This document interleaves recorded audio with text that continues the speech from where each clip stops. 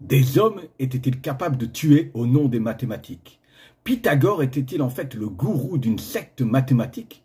Et un homme est-il mort au nom de la vérité? C'est ce que nous allons découvrir dans Enquête mathématique. Toum toum. Notre histoire commence en -500 à l'école pythagoricien, dirigée par le célèbre Pythagore qui avait basé tous ses fondements sur les nombres rationnels. Ces nombres qui peuvent être symbolisés par une division de deux nombres entiers. Oui, on se demande actuellement si les pythagoriciens n'étaient pas plus proches de la secte avec un gourou, Pythagore. Cette secte était organisée en 4 strates et seule la strate la plus haute avait le droit de parler à Pythagore directement et d'écouter ses enseignements. Cette strate était appelée les mathématiciens. Pour vous situer, la strate en dessous avait juste le droit d'entendre sa voix derrière un rideau. Là, ça reste de la supposition.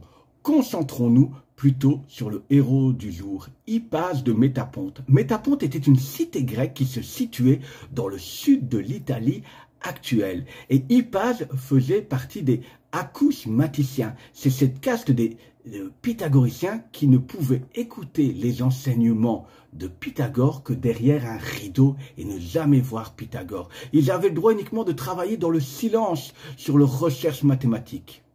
Malheureusement, un jour, Hypase découvrit racine de 2, qui était un nombre irrationnel, et donc envoyait totalement balader les théories de nombres rationnels tant aimées de Pythagore.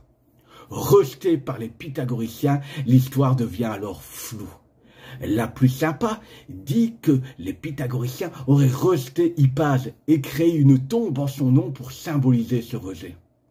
Les histoires les plus atroces disent que Hypase se serait suicidé en mer et son corps aurait été retrouvé sur les côtes italiennes.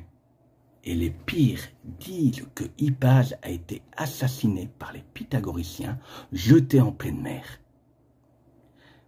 Cette histoire restera floue, car à l'époque, les histoires se racontent de bouche à oreille, avant d'être un jour écrite par quelqu'un qui décida de le faire. Cette histoire restera floue, et donc cette enquête mathématique restera un cold case à vie. Toum toum.